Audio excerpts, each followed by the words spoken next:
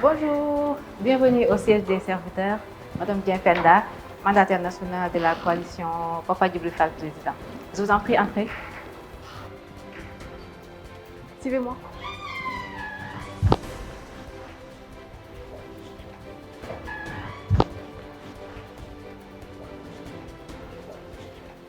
En tant que jeune femme aujourd'hui, avec un poste clé, on peut le dire, dans le processus électoral, que représente l'engagement politique pour vous?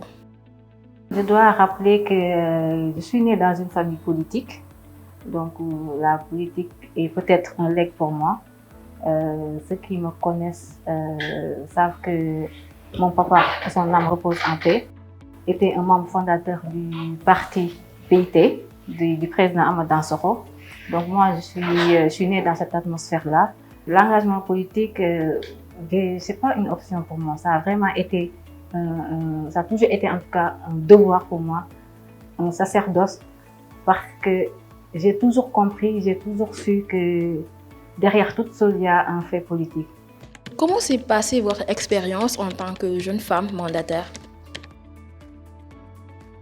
Dans l'ensemble, ça s'est très bien passé parce que j'étais pas seule. On était quand même une équipe assez soudée, une équipe dynamique. Et l'avantage qu'on avait, c'est que dans cette équipe, on avait une culture du travail qui fait que c'est pas parce que aujourd'hui je suis mandataire national que tout doit reposer sur moi. Donc c'était vraiment un travail d'équipe. Et la bonne nouvelle, que depuis que j'ai été mandataire lors des législatives, j'ai vu qu'il y a beaucoup de mandataires jeunes maintenant dans les autres formations politiques. La dernière fois, quand je suis partie au Conseil constitutionnel, j'ai vu qu'il y a beaucoup de jeunes. Vraiment, il y a beaucoup de jeunes pour les autres formations politiques. Et ça, c'est une nouveauté. Parce que la fonction de mandataire était d'habitude réservée aux professionnels aguerris dans la politique qui sont vraiment en fin de carrière politique. Mais maintenant, on voit beaucoup de jeunes. Donc, je pense que c'est quelque chose de nouveau. Quels sont les défis auxquels vous avez été confrontée dans l'exercice de votre fonction?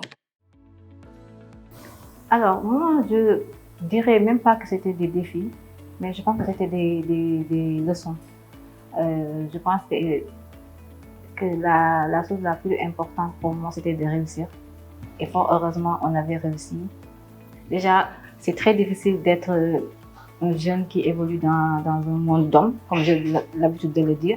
Mais c'est également difficile d'être une femme. Mais il faut savoir marquer son empreinte.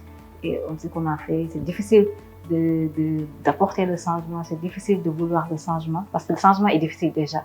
Et là, on évolue dans un monde assez réfractaire au changement, assez réticent par rapport au changement. Mais je pense qu'avec de la volonté, de la détermination, mais surtout de la persévérance, on peut arriver à réaliser de très belles choses. Quelles sont vos aspirations pour le futur?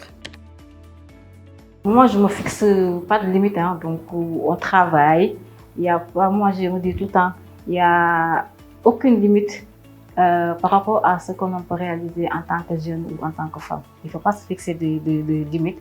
Moi, je pense qu'aujourd'hui, on a dépassé l'époque où il était question d'être dans l'expectative, de dire que vient d'être indigné, de dénoncer. Là, il faut faire des propositions parce qu'on sait qu'on est quand même dans un monde où les jeunes ont aujourd'hui de mots à dire. Les jeunes aujourd'hui occupent presque 75% de la population. Donc ça, c'est assez révélateur. On a vraiment de la matière, des choses à prouver, des choses à faire. Donc la seule chose que je peux dire aux jeunes, c'est de vraiment croire en eux, de travailler dur, de ne pas adopter la simplicité, vraiment de travailler. Puis voilà, je pense qu'on peut réaliser de très très belles choses.